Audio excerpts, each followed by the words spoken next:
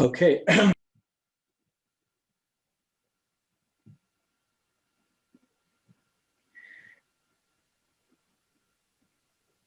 Okay, before starting the lab, I would like to talk about assignment 11 as well. So if you guys have watched the video for this module, in this module, we talk about modular programming. Basically, modular programming is useful when you guys are working on a large project with a group of people, and it's not possible for all of you at the same time working on a one file. So you divide the project into subsystem, then subsystem to subtask, subfunction, and each of you are going to be responsible for a specific file or module. And then after you guys completed your part, you will send it to a central depository, and in there, you're going to be compiling that file along with all the other files that other people have worked on. So that's the purpose of modular programming, is kind of the distributed task among the team.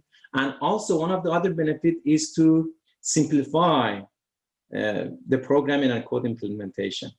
Because if you want to put everything in one file, it's going to get messy and not manageable. So one of the advantages of modular programming is to make your work somehow manageable and create a modular section for your code to be more readable for other people when they basically receive your project. So these are the benefits. In this course, we try to mimic some of those scenarios, right?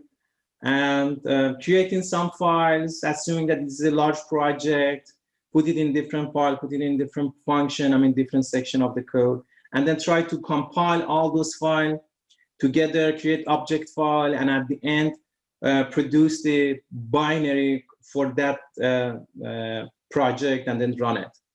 So at the beginning of this project, we said the way that we do it to automate all those compile and producing the executable using the shell. Using the shell script, we are going to be putting all the commands in one file, and then the shell, when we run the shell going to be running each command from top to bottom, and then link all those object files together, create the binary for us, and then run the code. So this is one of the ways to automate the compilation and running. So there is another type which we normally use in industry a lot. It's a tool called Makefile in Linux. Basically what it does is the same as the one that we put in shell script, but the difference now is that it is somehow intelligent. If it sees that it produced an object file for a given source file before, and that source file hasn't been changed, then it doesn't produce the object file again, because it takes the previous one and it saves a lot of time. Assume that you have 100,000 of files, right? And then every time you want to just compile that, then it's going to take hours and hours of time to produce the object file. Assume that you are working in a big company like Qualcomm or Apple or Samsung, right? You write a piece of code, you change 2 lines, right now you want to run and see whether it works or not. Then you have to stay behind your computer for 7 hours waiting for the code to compile. So it's not the way to do it. So the way to use like utilities such as Makefile to intelligently see, okay, which file hasn't been compiled before. So I'm gonna go and compile that file and produce the object file for it, and then link that file with what I have. So the compile in the shell script case is gonna take like hours to finish, but using this Makefile, it takes like seconds to finish. So you're gonna be saving a lot of time. That's the reason it's very important to learn it at the university, what this is, and what are the advantages and why people just bother doing this when they have shell utility in Linux, right? Okay, so what we do here to learn the basic and concept of it. So in here, we don't have that luxury to produce like 1,000 files, right? So for us to get the concept is enough to have like 2 or 3 source file and try to automate it using shell script or using makefile, right? So in this assignment, to basically practice that. So you have 3 source file. One is main. Let me get my pen to show it to you.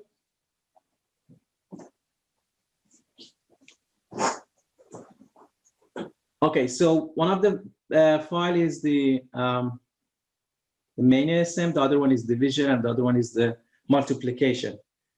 So you remember before that we are using this macro from the textbook, and in that we have a lot of header files as well, right? We have asm_io.asm,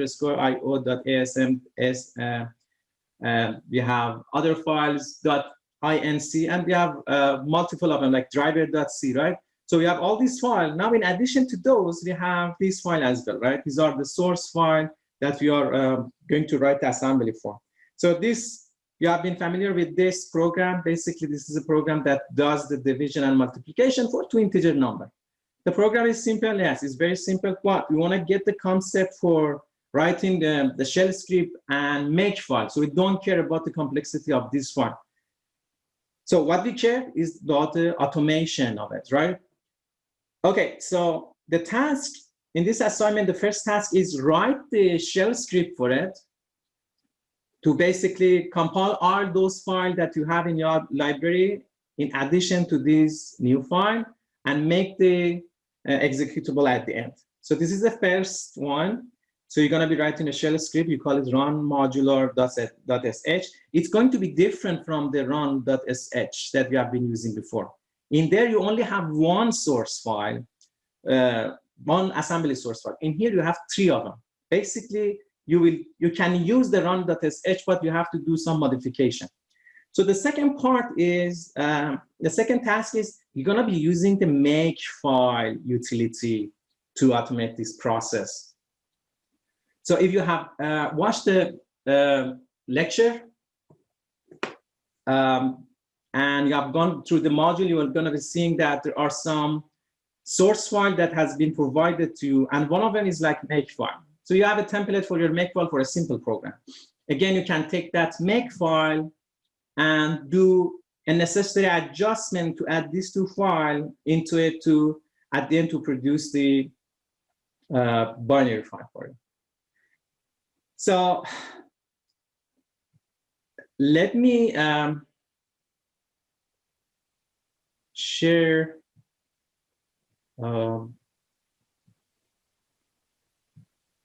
my Linux.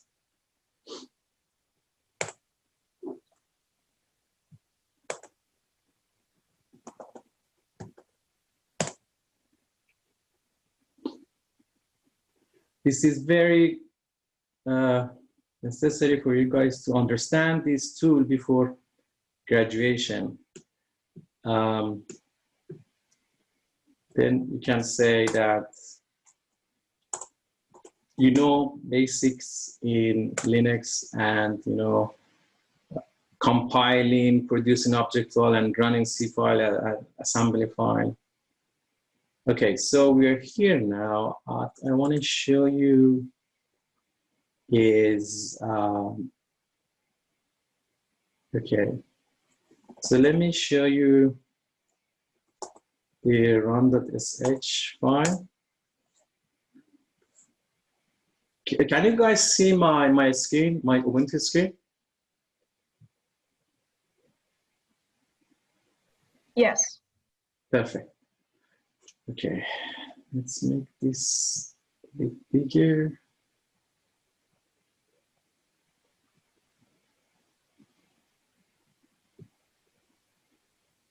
Yeah, for some reason, doesn't like.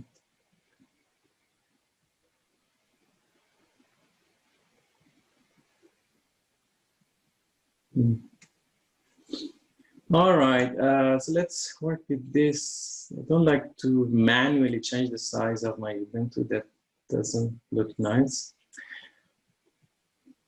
And somehow, since VirtualBox It's not 100% stable. It doesn't, I mean, this one of these menus that provided in here sometimes doesn't work when you have multiple different software running on your system.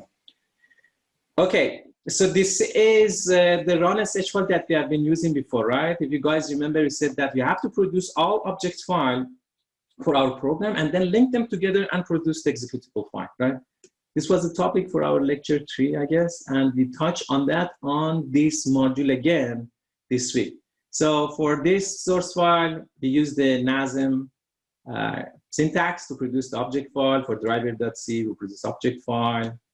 And for the main argument, which is the main file for our run file normally, we also use the object file. And here we use GCC to link all these object file and produce the output file. Here it said -$1. $1 is the argument to your program, which is basically the name of the main file that you're working on. And in here, when you say JCC -M32 -O, it's going to produce the output file with this name for you, right? So this is what we know from before. And $1 is the command that basically run your executable. Right? You guys are familiar with this in Linux. When you want to run something, run some binary file, you just say, you give it the path and the name of the file and enter, and it's gonna run that for you instantly. So here's the file that we have, right? Now, we said that you have 3 files. One of the files is the main file. Another file, you have division, that the function division is included in there. Just take a look at how it's written and how it's connected to the main file. And the other one is the multiplication, right? So what you need to do is just adding those file in here and produce the basically the object file for those 2 files as well. So you say division.sm, right? And the next line is NASM -f multiplication .sm, right? So once you do this, what else you need to do? So now we basically produce the object file for these 2 files. Now what we need to do to incorporate the object file into our binary file?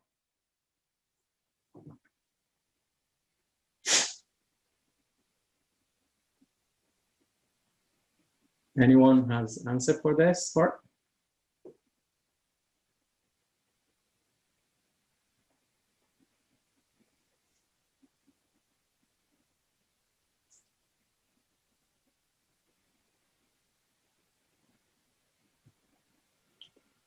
I'm gonna stay in here until I got one answer from you.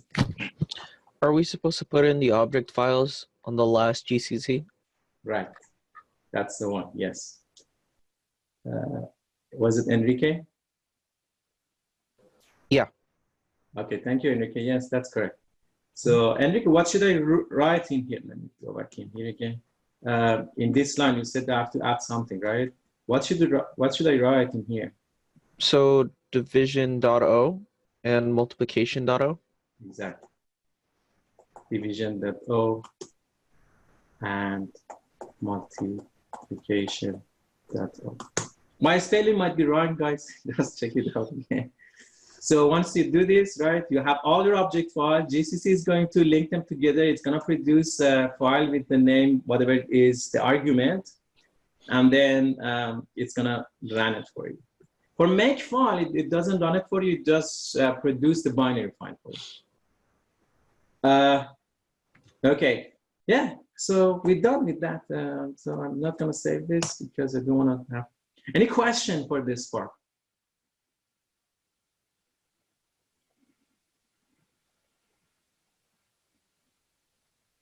You're good? Let's see. So the multiplication and division files will be come along with the assignment? Yes. Okay.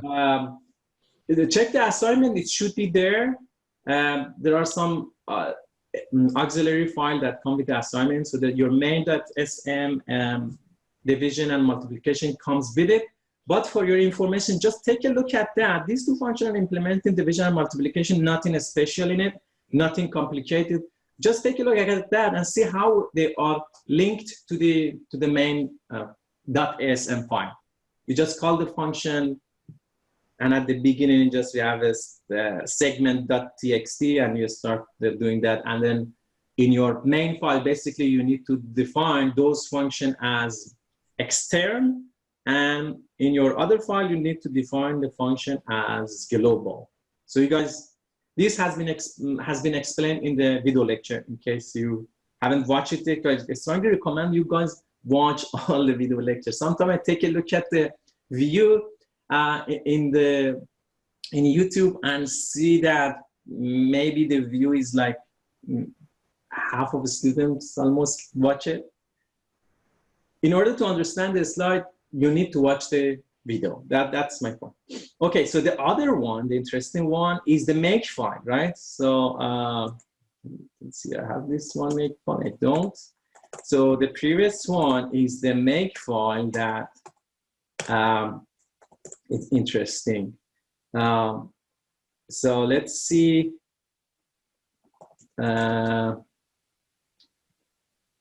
I do not want to show you the solution somehow.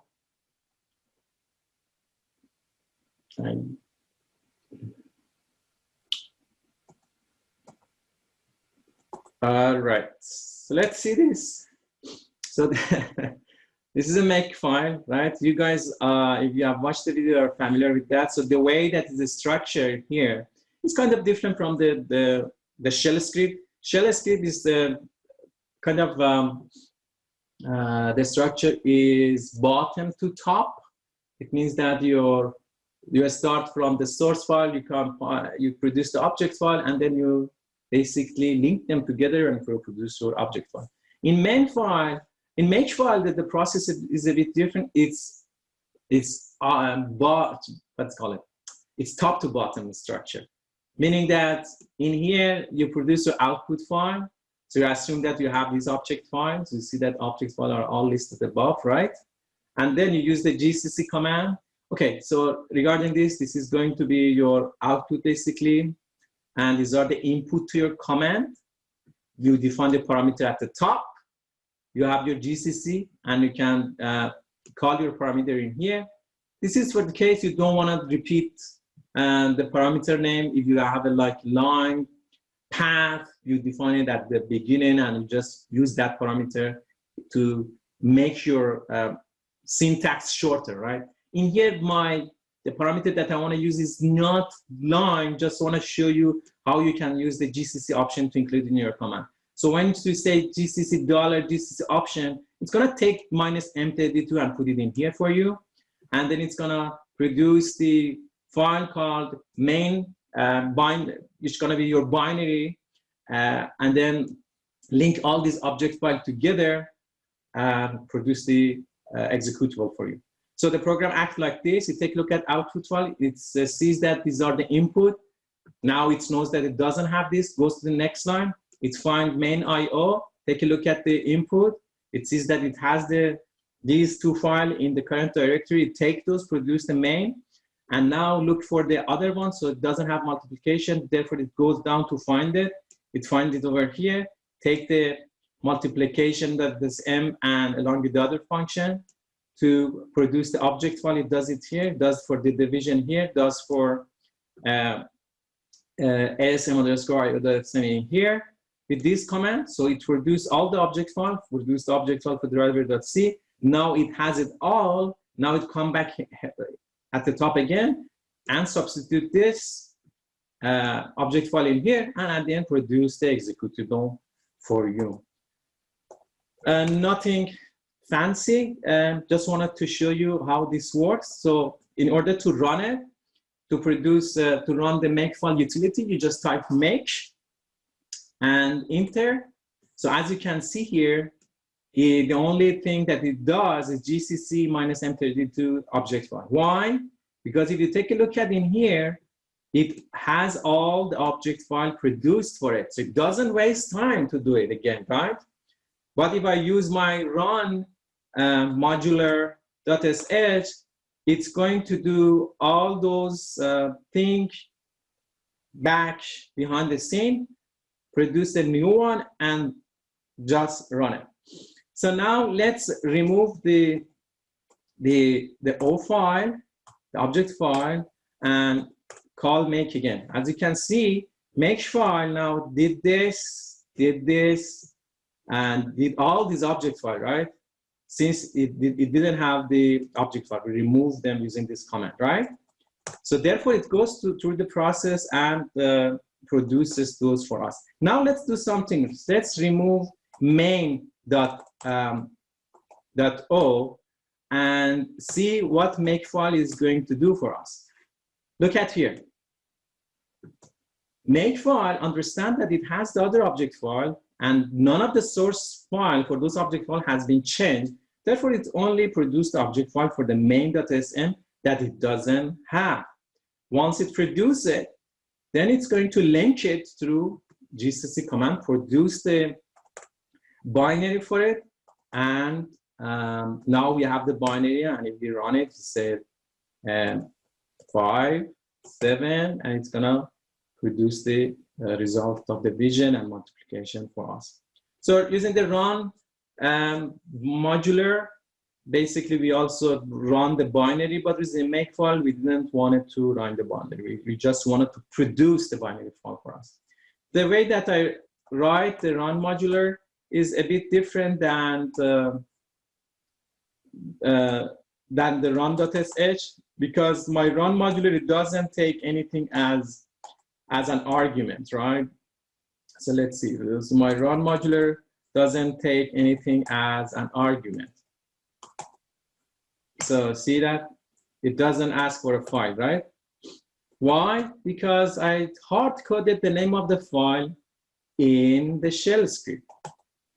So I hard-coded that. Why? No reason, just wanted to be different. Okay, so here, the first file, the include file, driver, see that here?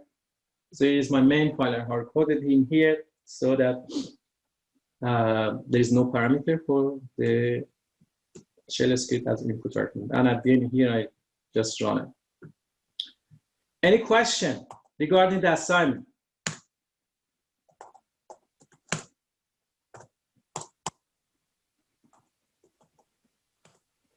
Do you think you will know how to do the assignment number 11 now?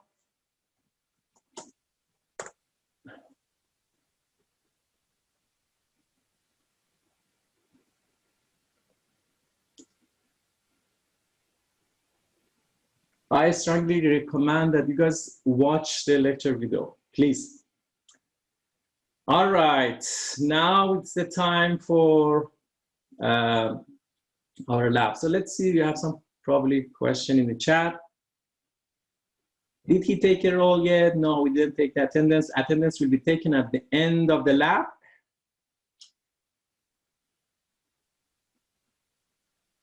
Okay, so I'll talk to you, Alex, later. Okay, nothing specific, no question here. Okay.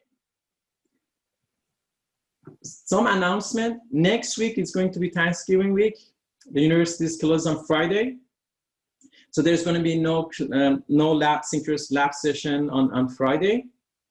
And no new topic for next week. Next week, you are going to have a quiz regarding the material that we have covered after the midterm. Okay, so the quiz is going to be between 8 to 10 a.m. as usual. So you're going to have multiple attempts, probably up to 3 attempts. So I'm going to be writing that in the description of the quiz. Just be prepared for that. And if your friend here, they missed this class, just let them know. I'm going to put an announcement in the course canvas as well. But in case you know someone that is not available here, just let them know. Professor, is the quiz on Tuesday or Friday? Quiz is gonna be on Tuesday since Friday is closed, and when the university is basically closed and it's Thanksgiving, we can't ask a student to have the quiz. That's the reason we're gonna have it on Tuesday. So the quiz is gonna be on Tuesday.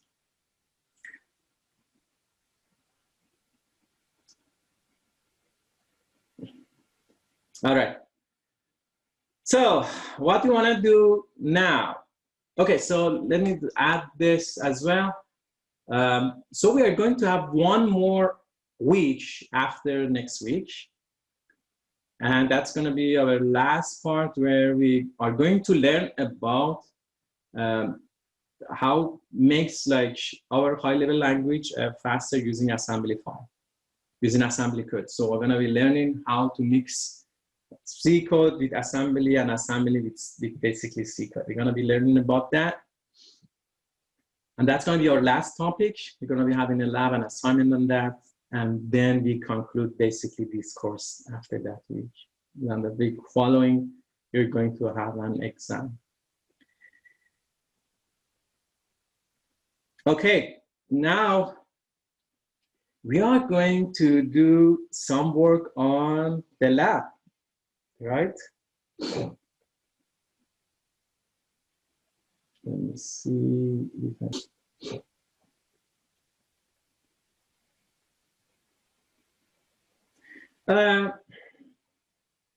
so one of the section of the lab, basically one of the components of your lab was to basically read those input strings, put it somewhere in the memory, and after that, you tell how many string you read, right?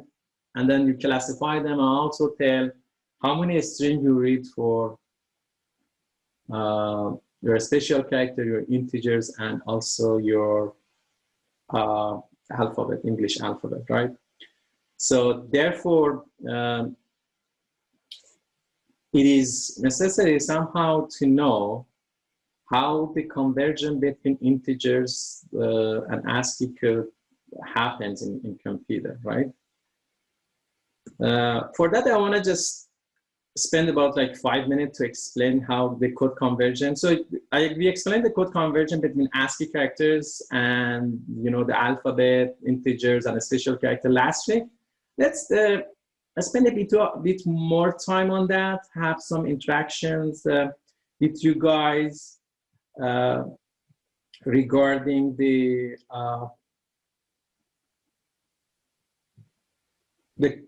conversion specifically between the integers and ASCII code, okay?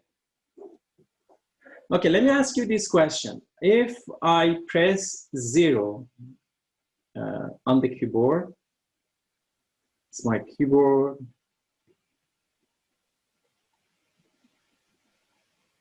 zero is in here. If I press 0, right, and this is my computer, right? So what goes into the computer? What code goes into the computer?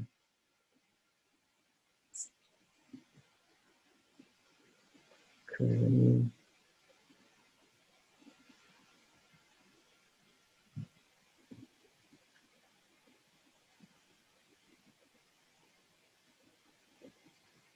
hex. Thanks, Owen. So 30 hex goes into the computer. 0x30. So if I wanted, okay, let's take another number. If I press 1, what code, ASCII code goes into the computer? Somebody else other than Owen, please answer.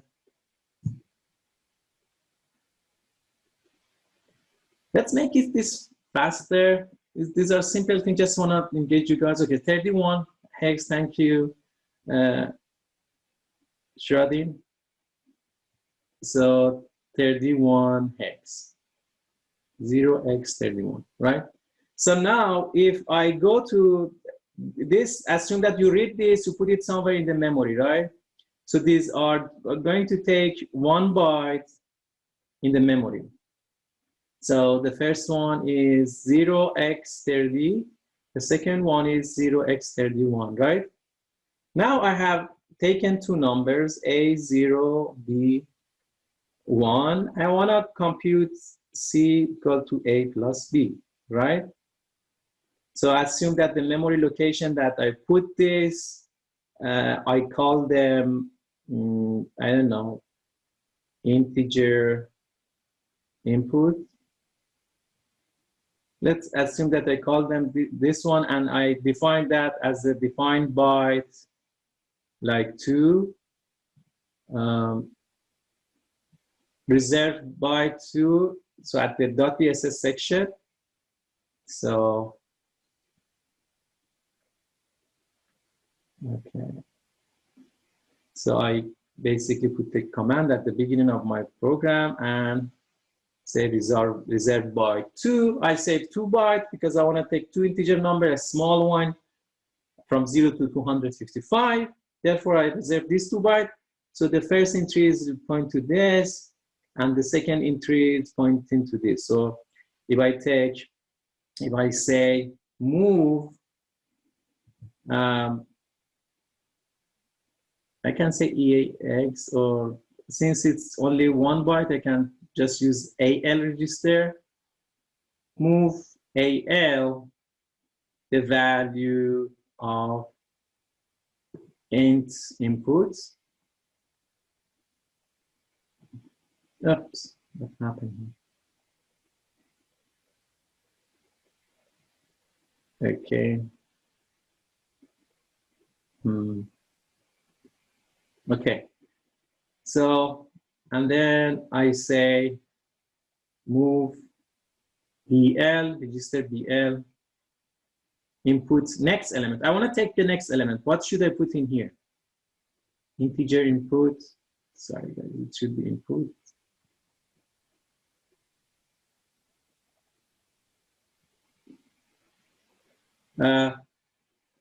What should I put in here? Move BL.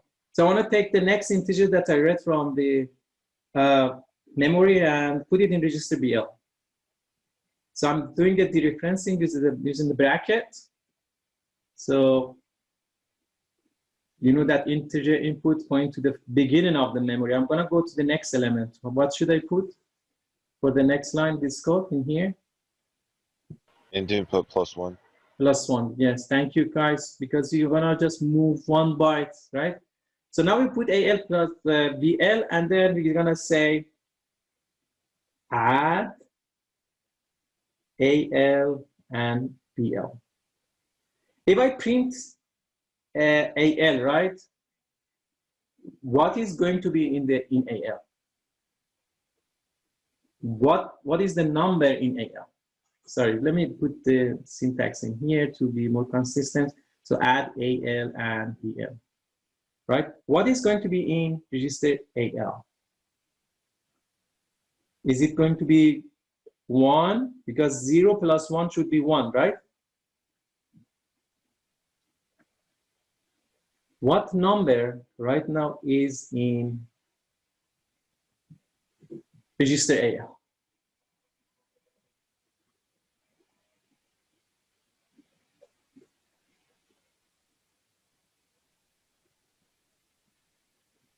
Okay, let's see. No, in is not 0.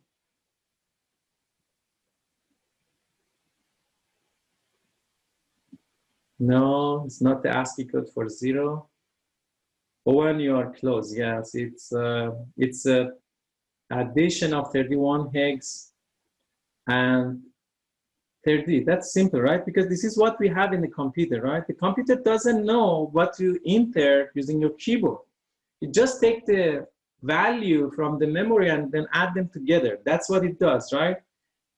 It is the programmer that has to make sure that before doing the processing, it takes all those, because right now you're adding the ASCII codes.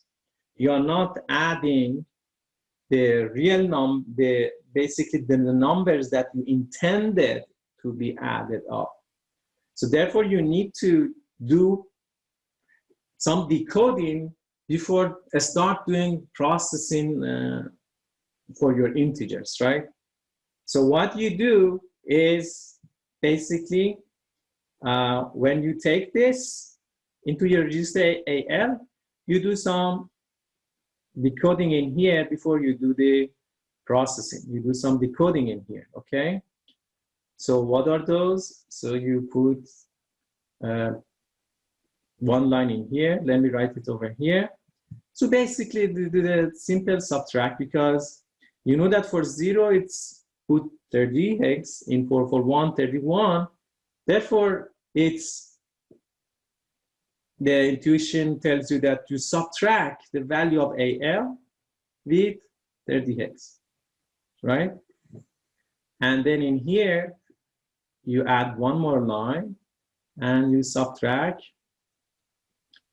BL from 30 hex. Now you have your decoded value in your register AL and BL. And if you add them at this point, then you're gonna get what number?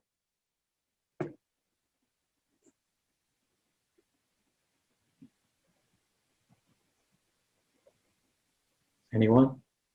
So what's gonna be the content of register AL at this point? Oh, we have one answer. No, it's not going to be 0. Yes, it is 1, because you are adding AL and BL. So adding 0 plus 1 should be 1. Correct. Thank you, Juan, Shani, and Shiradi. Yeah, so this is as simple as this. You know that. So as a programmer, so we need to know what we enter to the computer, and we need to do decoding and coding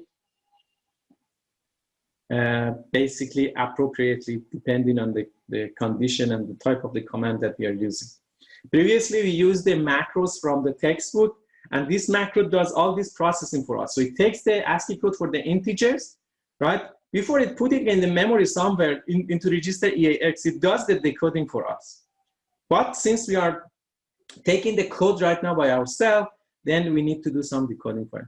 Okay, so this is one thing that I wanted you guys to know. The other thing is that, okay, what if I want to print out the value of A plus B? So I now get the result of the addition. I want to put it on the screen.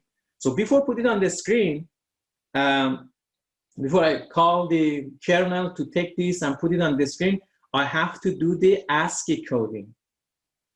For the ASCII coding, what should we do? Now the result is 1. I want to put it on the screen. What number should goes on the screen? So we are not using the macro from the textbook, right? Assume that you're going to use your own print function. You're going to be programming register AX, BX, CX, and DX, right? So before you send that, you have to convert this one into an ASCII code. When it goes to the standard output, so the standard output only understands the ASCII code. So take a look at the ASCII code, and it prints the corresponding character, right? So now the standard output, if it gets 0, if it gets 1, what it prints out, and if it doesn't print out that value, what should we send to the standard output? Now the result in AL is 1, right? But before sending it out, we have to code it in ASCII. What number? So what should we do at this point?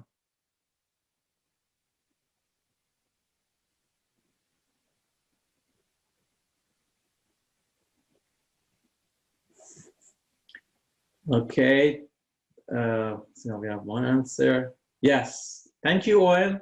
Good. So you add 30 hex to your C before you send it out. Basically, add 30 hex to your character before you send it out. So I have my AL right now. Then probably I create some outputs label in here, output, and reserve, for example, 1 byte for output, right? So before I send my AL into output, I do this. I say add AL 30 hex, 0x30, right? So I can use this command. The other command that I can use to give make more sense, I can say add AL 0 character. So when you say add 0 character, it's basically it takes the ASCII code of 0 character and add it to AL. Now, AL, the content is 31 hex. Now what you do, you move it to basically output a string, right? You're gonna say move to output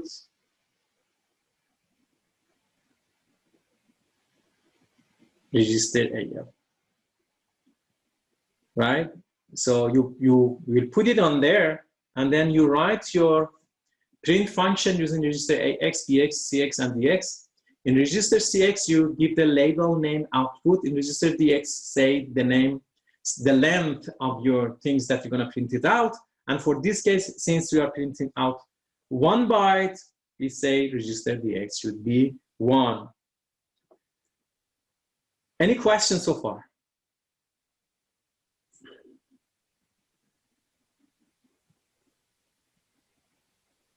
Very good question from Dominic. It says that, what if a number that you want to print out is 2-digit, right?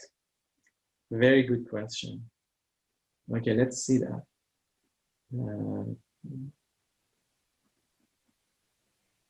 So assume that you have a number like 72 in decimal, right? And this is in your processor, in your system, and the result of, for example, register EAX, for example, is 72. And you are done with your processing. This is the output that you want to send. So before sending this to the memory, because you have to send it to the memory and then you configure a register and take the value from the memory to print out, right? Before you send this to memory, right? 7 and 2. Basically, each of these, you're going to be allocating 1 byte in memory. And then once you print out from the memory, you print out character by character, right? You basically have 1 character for 2 and 1 character for 7, right? And then you define a label here, for example, as output, right? Depending if it is Little Indian or Big Indian, then the bytes that you are putting in here, it matters. So assume that right now we have 272, the way that it reads it, it's gonna read the higher value number, it's gonna be in higher addresses, right? In higher address in this way. So then it's gonna print 72 out for you, right? So now you have your 72, right? So the problem is that when you want to print it out on the output using the standard output, this number has to be converted into ASCII code, right? So each character has to be converted to its ASCII code. So right now we have 2 and you have 7, right? You have to take this and obtain the ASCII code for it, put the ASCII code in the memory, and then you configure register AX, BX, CX, and DX, and then call the kernel, and then the kernel gonna go at the location which is pointed by register ECX with the length that is specified by register EDX, start printing out from that location. Now, the question is, now we have 72 in here. So how we do the ASCII coding for it? Right now, it's not in ASCII coding. It's in normal case, and it doesn't have any coding. It's uncoded number. We have to code it and send it to here. So what is the normal process to do this. I mean, don't care about the assembly code at this point. Just care about the pseudocode, the process. How you guys can do this. I want a sequence of steps to do this.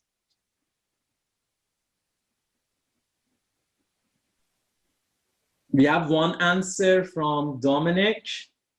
Yes, that's the good answer.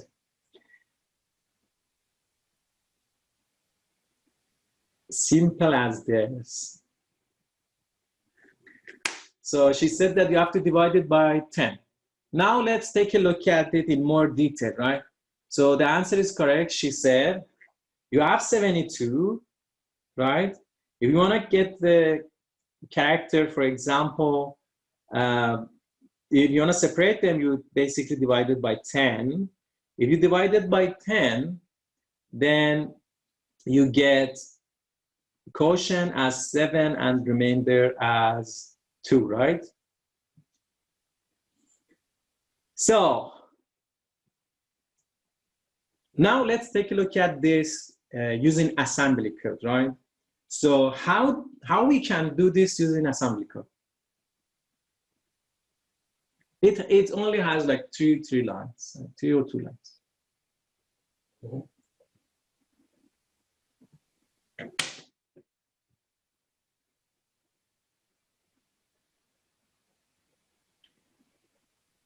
So I'm gonna wait for you guys to give me the code for this. So the issue is we have 72. We want to divide it by 10 to get these two numbers separated. So what kind of assembly code I should be using to do this process? This is simple, but don't overthink it. It's a very simple answer for that. Just want you guys be engaged. That's the reason I'm asking. It's not this tough thing.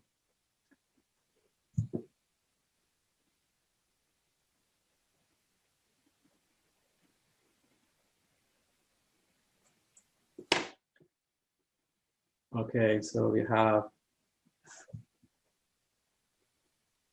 yes, we have answer from Francesco, divide by 10.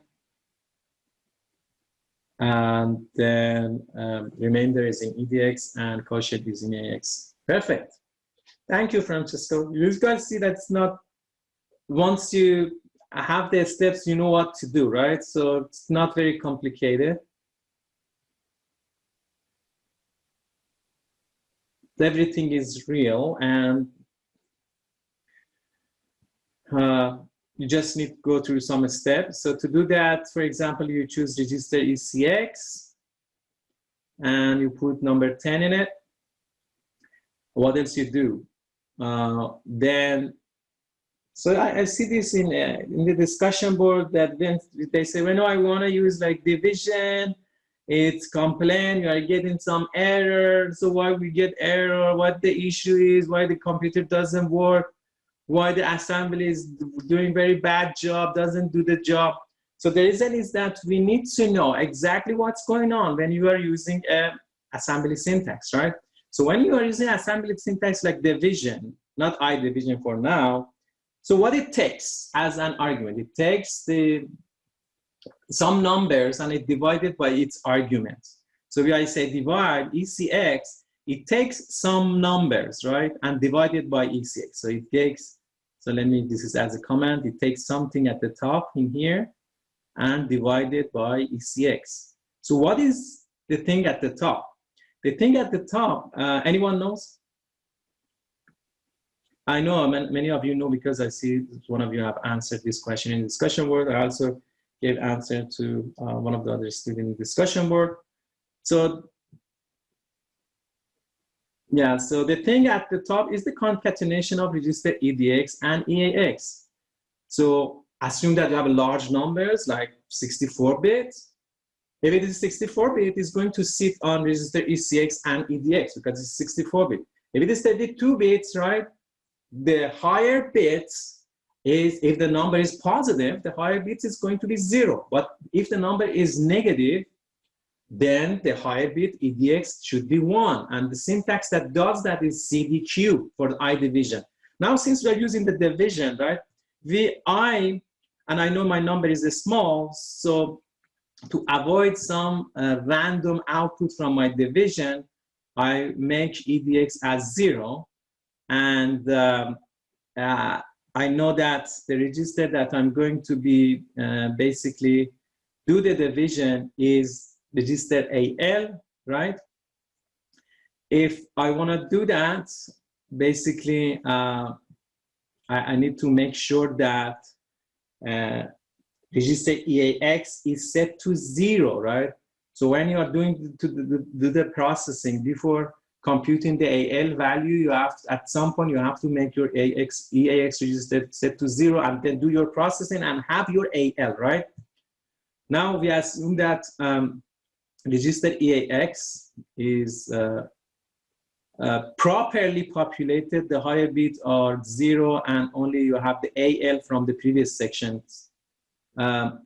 So right now is the EAX is 72, okay. Now we know that register AX is 72 and there is no random number in it, right? So what we do, we have register AX, we have register ECX10, and then we populate EDX with 0 to avoid some random number division, and then we call this division syntax. And what it does, as Antonio has pointed out, Francesca pointed out, after doing this, then the remainder goes to register EDX, and the quotient goes to register EAX. So what does this mean? It means that 7 goes to EAX, and 2 goes into register EDX. So now, we separated these two basically number, right? We get this number. Now we need to do the coding before we send this number to the memory in here. We need to do the coding. So what we do the same. We say add basically EDX with 0 character. 0 character ASCII code is 30 hex. It's similar to the one we did before. And then we say move basically output. And since we know our number is only 1 byte, we can say DL, because DL is the lower portion of our register, right? Or we can put like bytes in here and say move byte output DL. So now we put DL in here. The value that goes in here and sitting here is 0x32. So we coded that, right?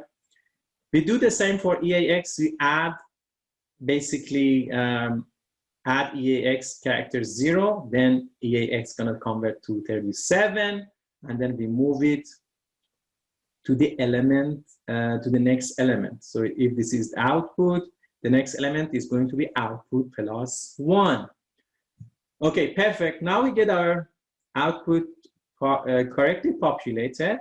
So if you do the print function, you know that how to, let's see how we can delete this. Now,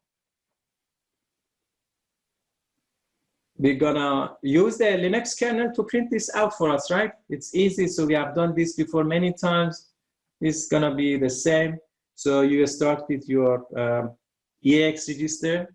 We are going to say that this is a write command.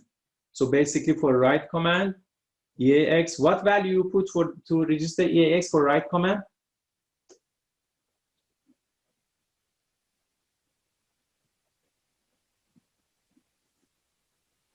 Anyone?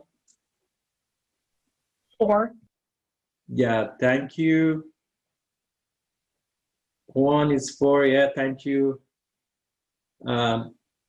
All that provided this answer. You put 4 to say that this is going to be print, and then we're gonna say that this is going to be a standard output. What we put in EDX register to say that this is the string? 1. Thank you, Dominic. 1. And then we have to program the other registers, ECX. So what we put in here? The memory address that holds Perfect.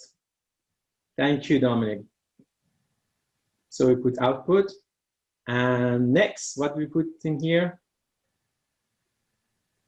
So The bytes, number of bytes, right? How many do we have? 1. So since we have 2 characters here, right? And each of the characters require 1 byte, so we have 1 byte here and 1 byte here, right? So it's gonna start from the first one and goes to the length of the thing that has to put on the screen. And in this case is 2. So it takes the first one, print the 2, and it takes the second one, print the 7. It's gonna be 72.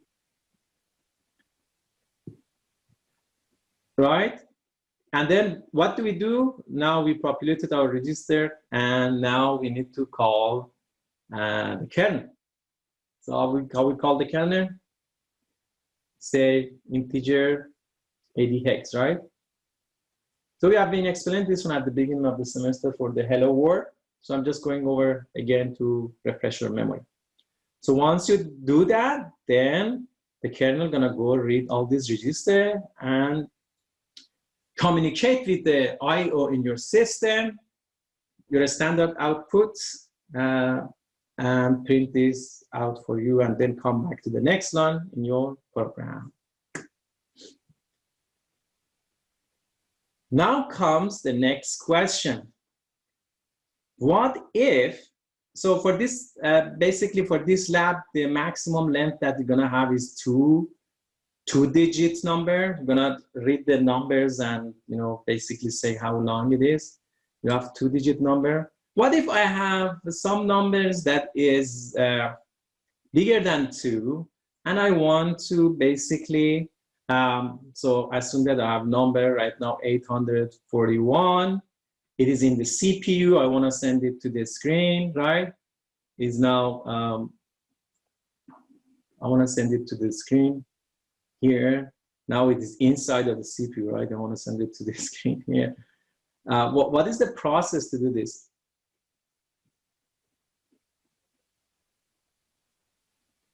So it has to be converted to ASCII code. Now we talk about 2 numbers. Use division, remainder goes to EDX, and quotient goes into EAX. What if it's more than 2 digits? What do we do? This is not a question in your lab. This is not going to be the question. In your exam, just want to know, you guys can figure this out later by yourself.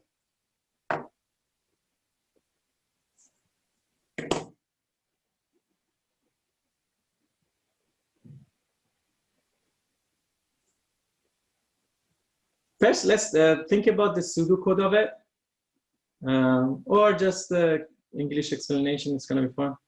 Divide by 100, move EX to a variable, then move EDX back to EX, clear EDX, divide by 10, then do the same.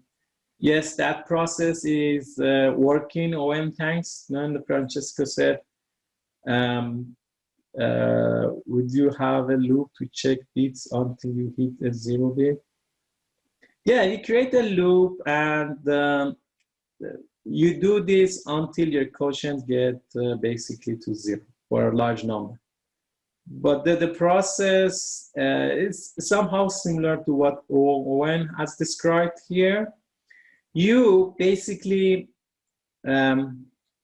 start dividing your number by 10, and then what you take basically as a separate number is the remainder, right? So you first divide 841 by 10, then 1 goes to EDX. So this is my, so this is my first number. Now I had 84 in my register EAX. I do the second division, then it is still in EDX. Then this time 4 goes into as a reminder to register EDX. Now my number in register EAX is 8. I do another division to 10. This time register EDX is going to be having number 8. So after I do this process, I move EDX into memory and I add 30 hex into it to convert it to ASCII code.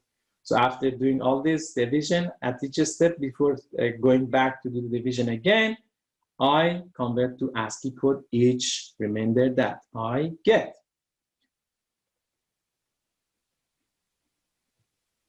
But this is not a topic for your lab, that's just further information in case you need. Perfect, so we learned something different today. Basically, this is a way that we do the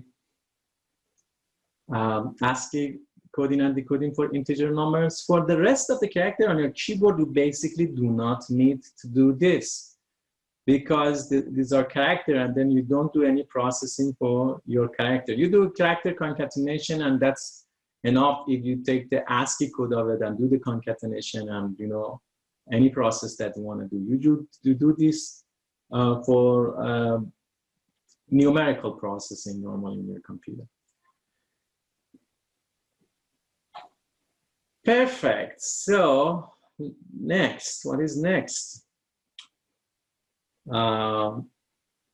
Okay, next, what I want to show you. Okay, before I go to the next part of the lab, what I want to show in here is to tell you how to basically to manage this program. As I said in the lab, you should just write a flow chart of it and see the flow of data in your program.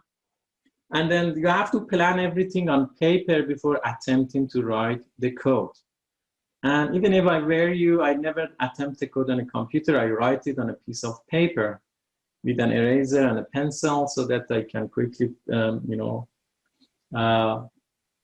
erase thing, add thing, very easy. So I won't be distracted by typing or anything else. So to do this, you need to do some memory allocation at the beginning. You have a .bss section, right? So in there, in your .bss section, what you do is you do some definition of variables, right? You create some part for your input string. So you say that, okay, I'm gonna read some input, say like define reserve byte, reserve byte for it, for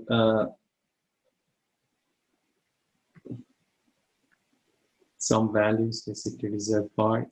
And you assume here that you are going to have basically 30 character inputted by the user, right? So you reserve 30, but you put 1 because when the user hit the enter, one thing that goes into the memory is 0xa. I talked about this last time. So 0xa, it's going to be appended to the last element in your string, right? So assume that you enter 1, 2, 3, right? So the number that goes into the memory is 31 hex, for 1, 32 hex, for the number 2, and 33 hex. For number 3, one user said enter, then what goes into the memory? 0xa. So that's the reason I'm saying that if you're gonna be reserving, like you're gonna have 30 characters, you reserve an additional byte for the end of the string character, namely 0xa. So you reserve this one, right? We call this input string. Input string. Okay, now you have this, then you want to do classification and come up with 3 different classes, right? Integer numbers, alphabet, special character. Therefore, you're going to be dividing the same thing. You're going to be saying integer character. So this is your first class, integer char. So you reserve byte 31. Why 31? because there might be a case where the user wanted to enter all numbers, right? So we can't control them. So if we want to put all numbers, that's fine. So we accommodate enough space for it. And then we say a special character. Then you can reserve byte like 31, right? And then for your English character, say English char, you again reserve byte as much as 31. So these are the things that you need. You might need some other things like defining a counter, index, right? Because when you want to move 1 byte in your memory, you need to have some automatic indexing. You increase your index to move into the next element. Therefore, for each of these classes, you might need to define an index as well. And you might also need the counter to be defined in here, right? So once you do this definition, then you're setting up your container, and then you are good. If I were you, I also put somewhere, no, that's enough, because my output is going to be these classes, so I don't need to define output string. So when you do that, basically what you do is basically you create this location in the memory, right? For each of your classes. So for example, this one is for integer, it has this number of bytes, and for special character for your alphabet. So you read from this, what you do next, you read from this and say whether it is English alphabet, integer number, or special character. Then you put it in this fashion in the memory, right? So you classify them. I'm going to show you the algorithm in here. So it's a very simple algorithm. This is basically the one that I explained last week. So once you populated this location and you finished, what next you do is that you just put all these on the screen. You write basically a function to read this from the memory and put it on the screen. You first read this one, say how many characters it is, you put it on the screen, then you read the second one, put it out, and you read the third one and put it on the screen. So this is as simple as this.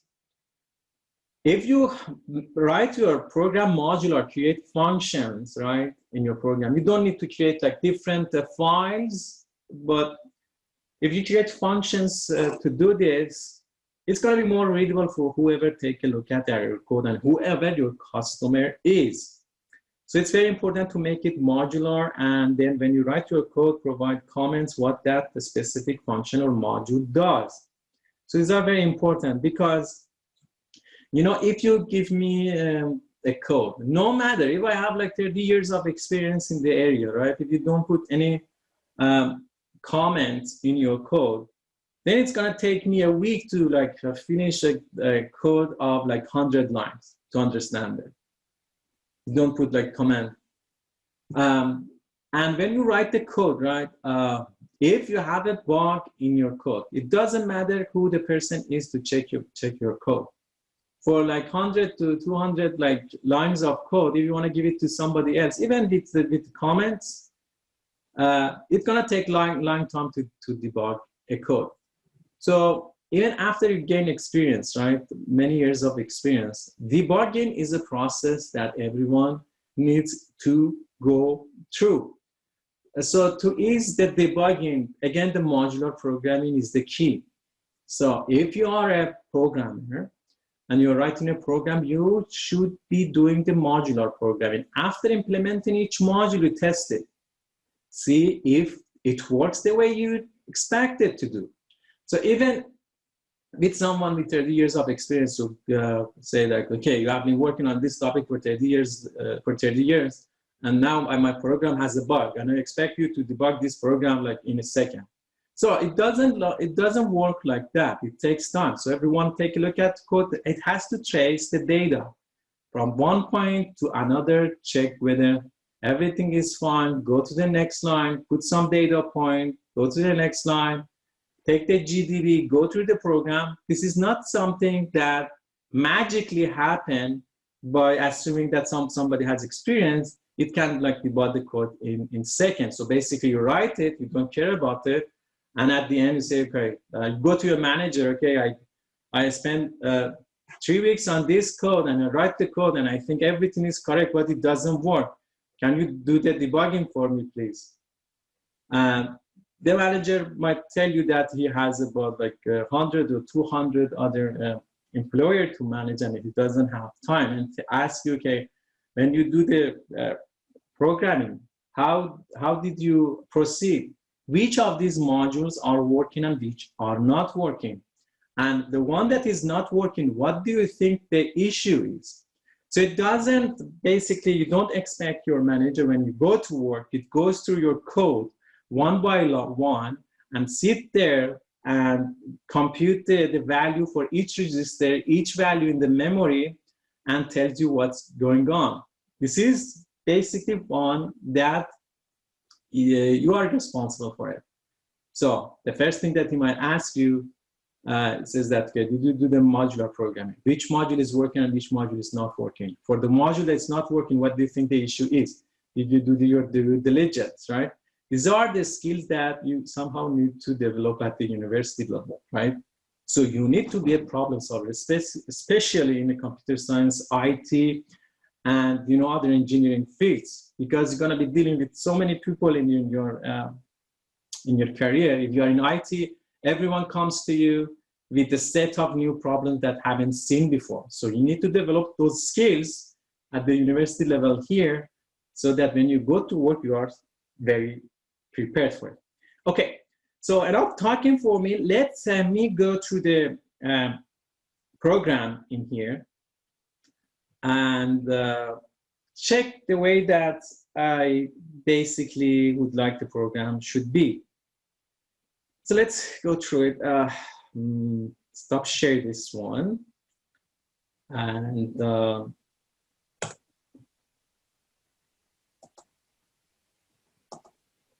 okay.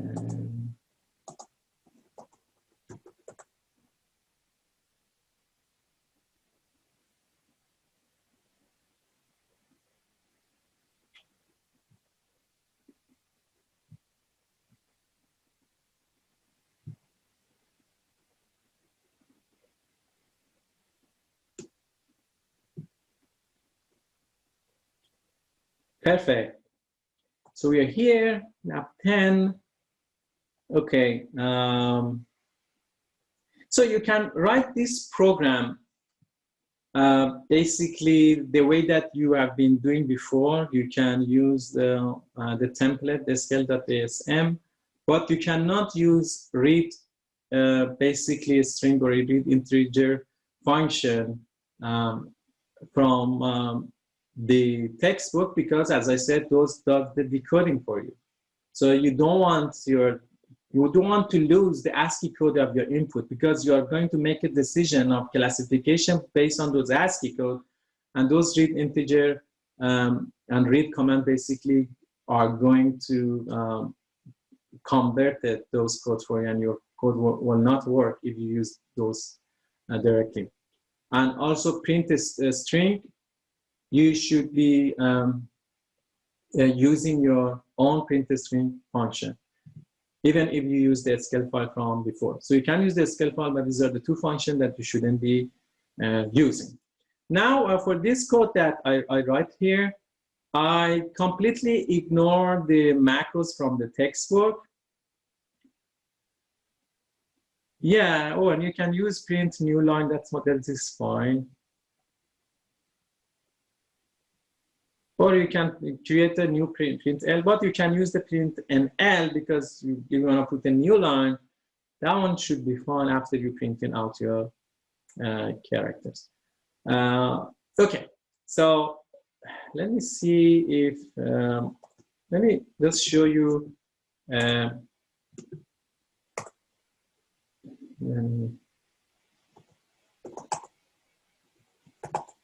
Run.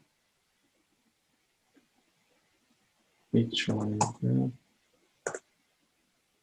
Okay, this is not the function. the correct run because it uses the textbook macro, so I do not use that. Probably the run that I write for this program is this. Okay, so this is the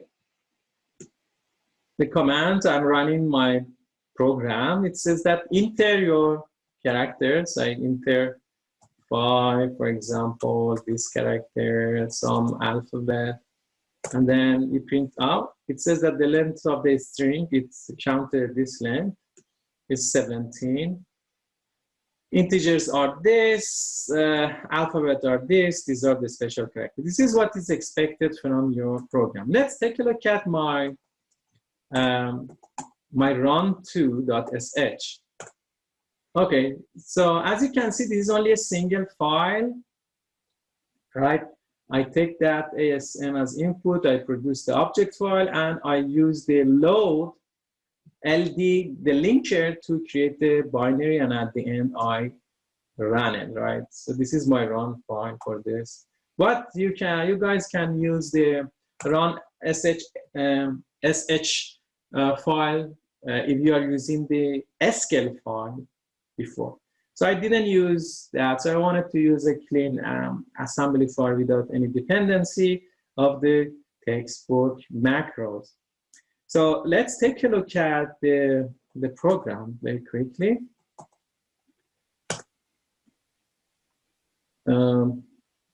Let's see if this time, let me to make this bigger.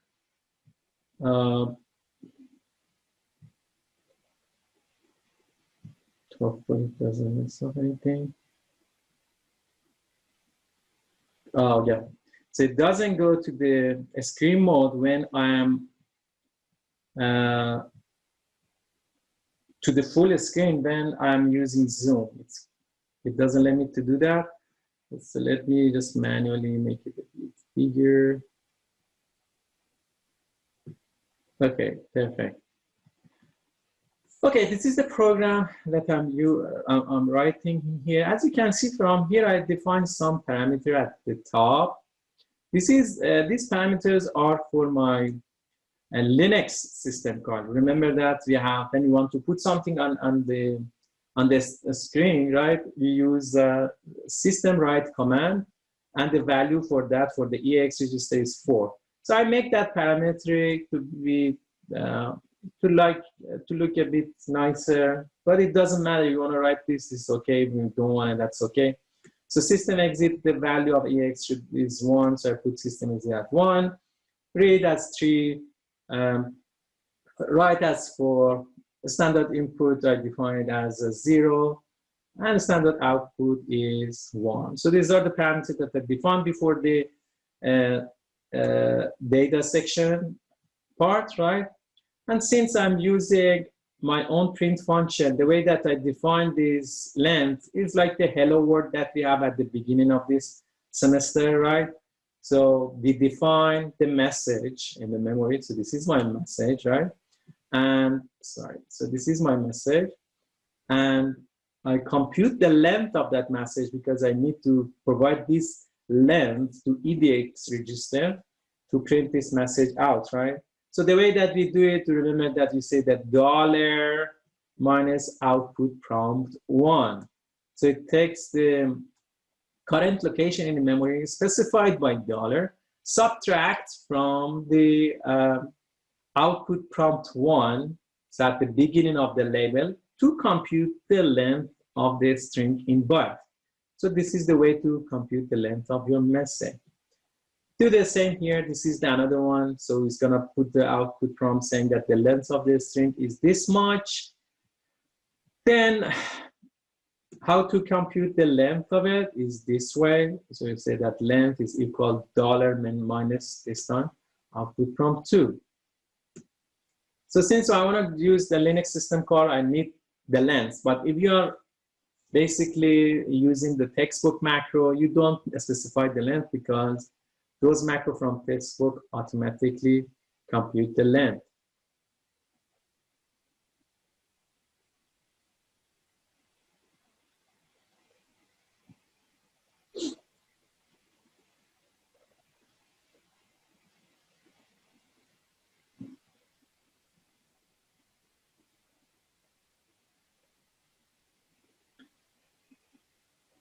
Okay, I have another question from Dominic. It says that a standard input is 2. That's correct. A standard input is 2. The value should be 3 here.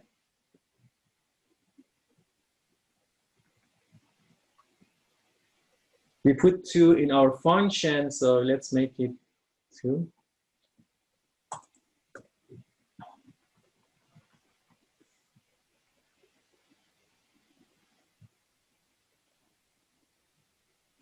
Okay.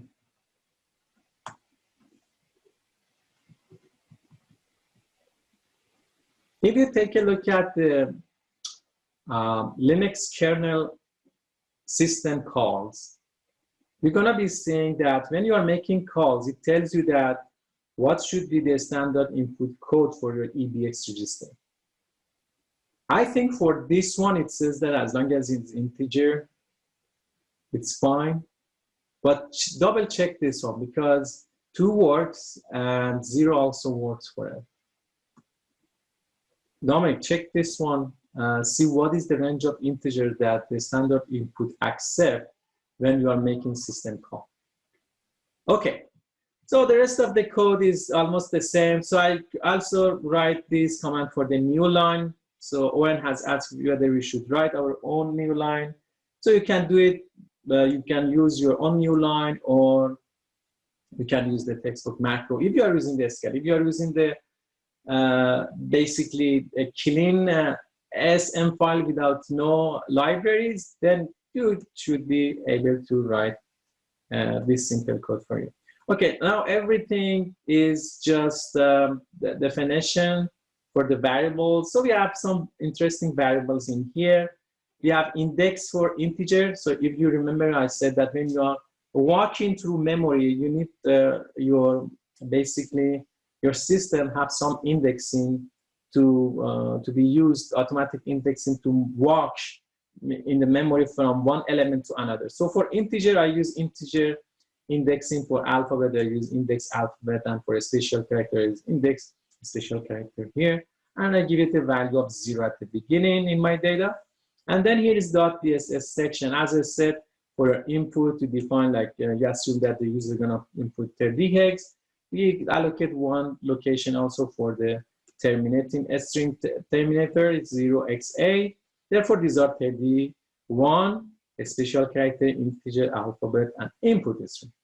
Now you have your character count. So this is for the one that you want to count the number of characters. So we have created the counter for it. Okay. So if you remember from the hello world, we start with section.txt, global start. Global start is the keyword. Start has to be there. If you're writing an independent ASM file, make sure that this one is start. Don't put like underscore main or asm.main, doesn't know it, okay? NASM, you wanna make an object file, independent object file, and doesn't link to other C file. This one has to underscore start. This is the convention.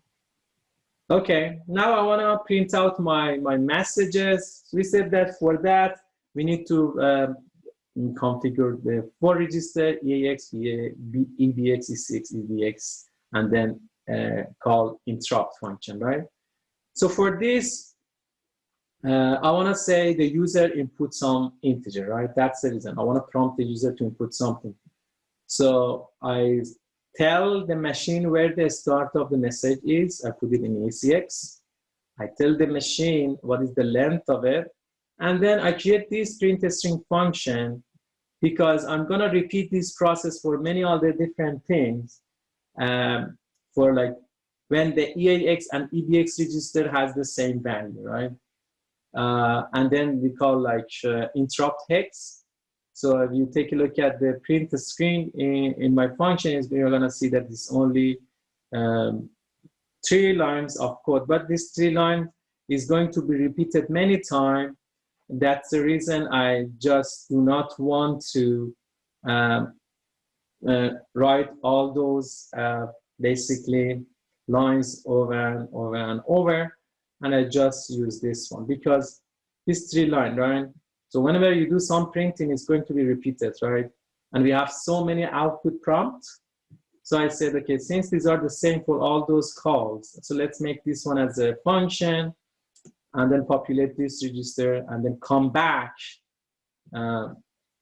after we did the print. So we tell where the message is using ECX. We say, what is the length of the message using EDX? And we tell the system, this is the system, right?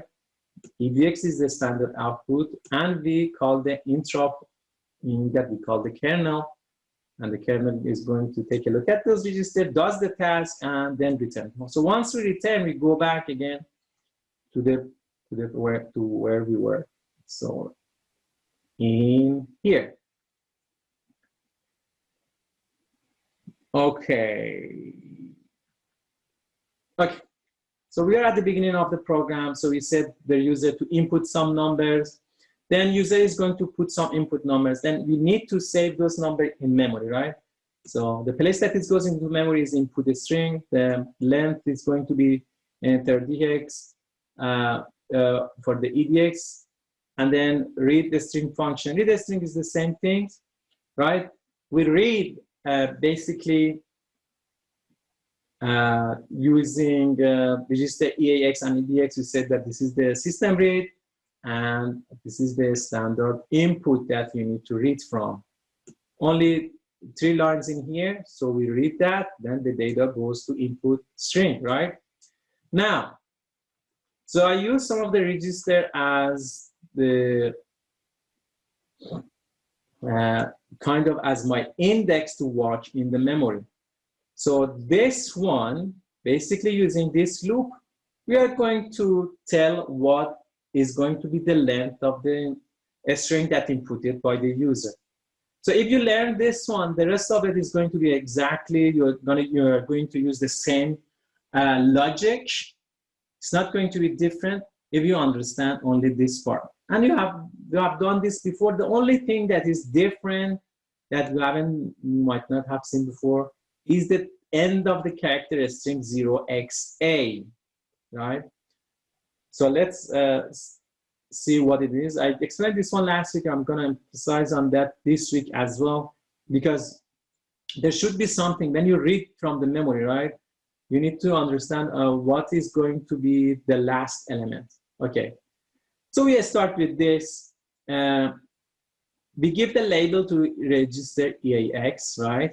Then we are going to dereference EAX, telling, okay, whatever is in the register EAX, take that and put it in BL.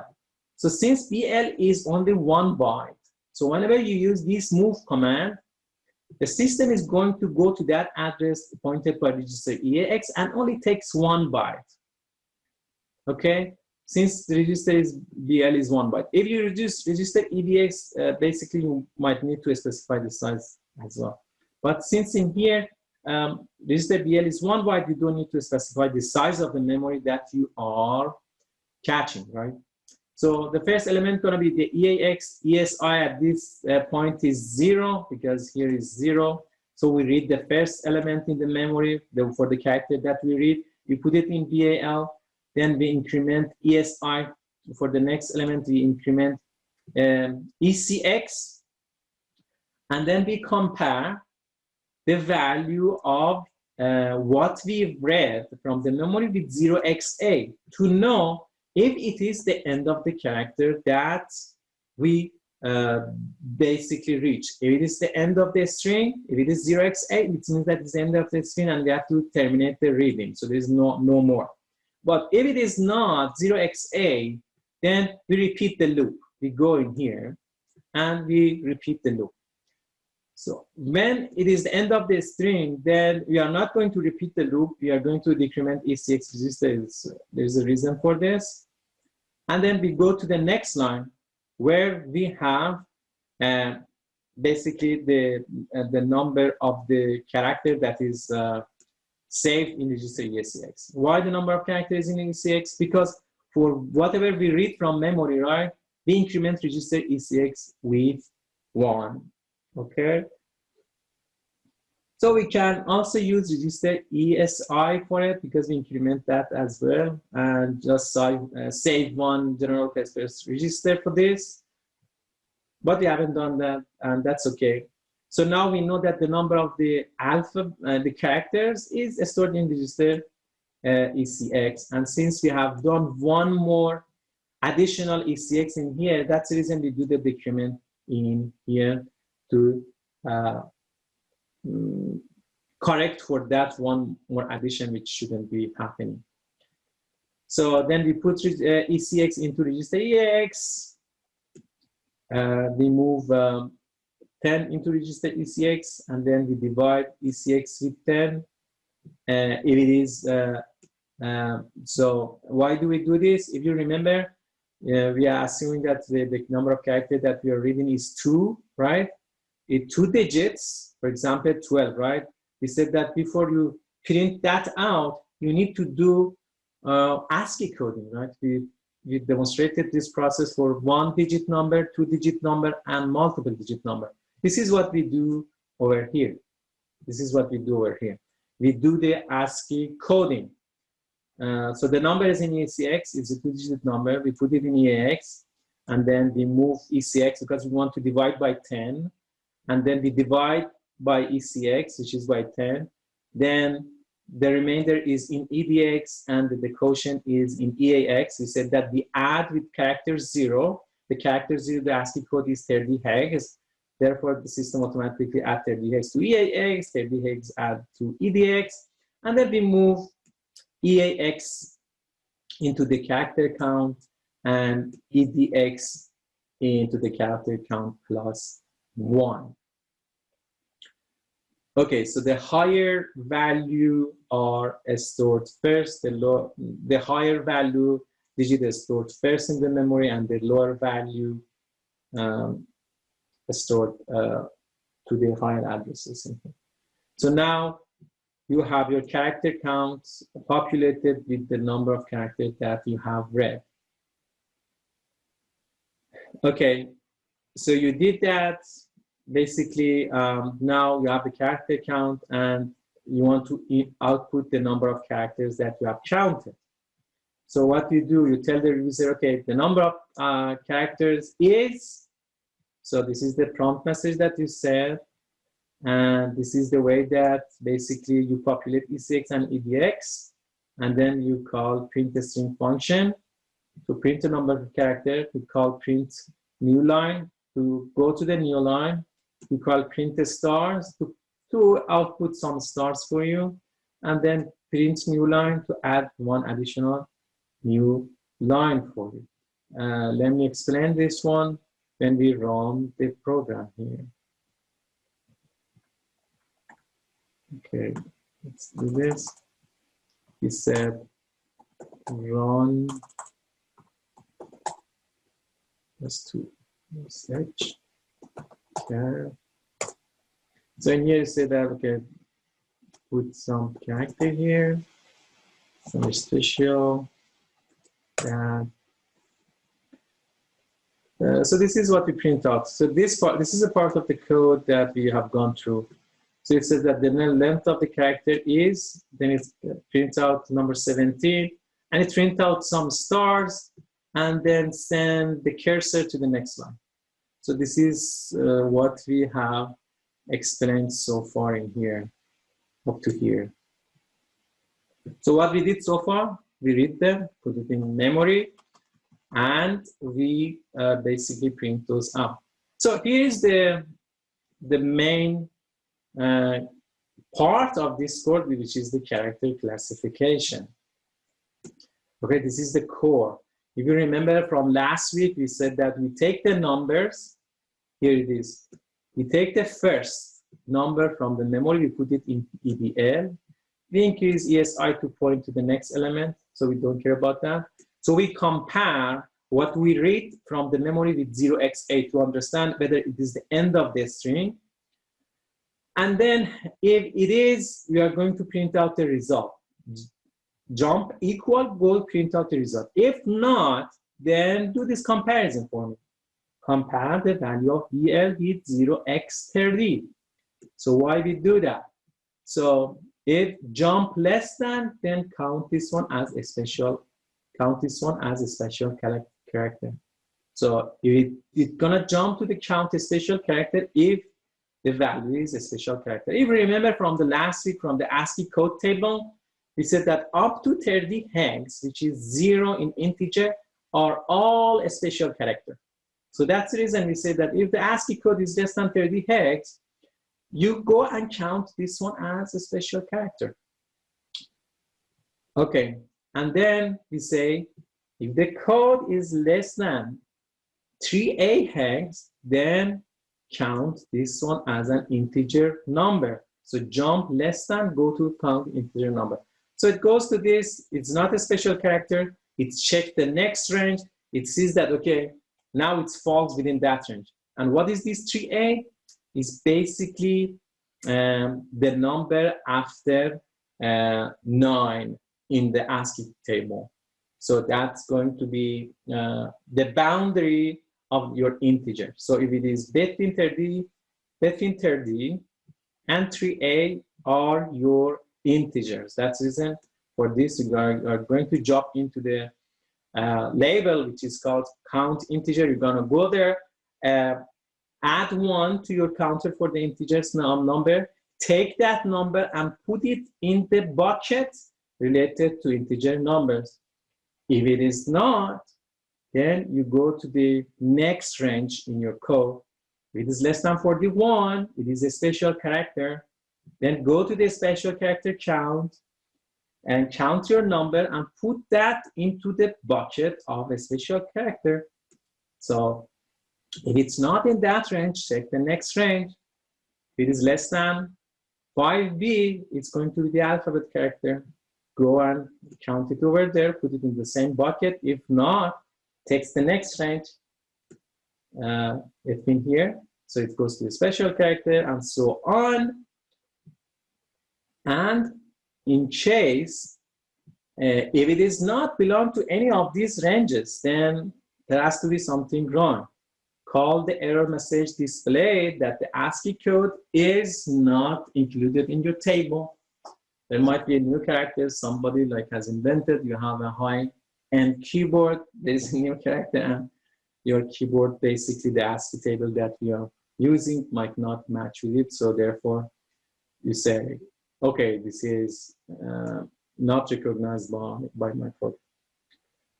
Now let's take a look at the character counts for each of these classes. We have count integer classes. As you know, somewhere in the code, we say count integer, and these are the label that we have. So count integer character is in here. So for that, we define some indexing. So we say index integer, go to EDX. Then we say the value of the BL that we are reading, put it in the memory in the integer character plus EDX. EDX is your index. And then increment EDX to point into the next element for your bucket for the integer one. For the next, if the next character also comes as integer, then it's going to refer to that. And then EDX going to be updated, your index is going to be updated, and it's going to be jump into L2.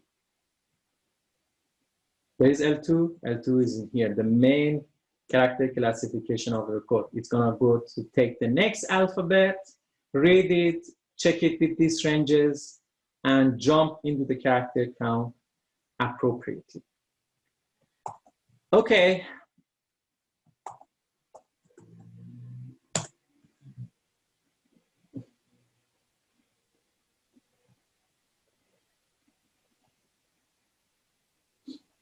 Okay, we have some question here. Is there an increase in efficiency when you use BL versus BX or EDX? When you use a proper container, it impacts, yes, it impacts the efficiency of your code. We have another question from Rock. You're using a smaller byte, that's why BL or BX is used. Yes, that's also related to the size of the thing that you are reading.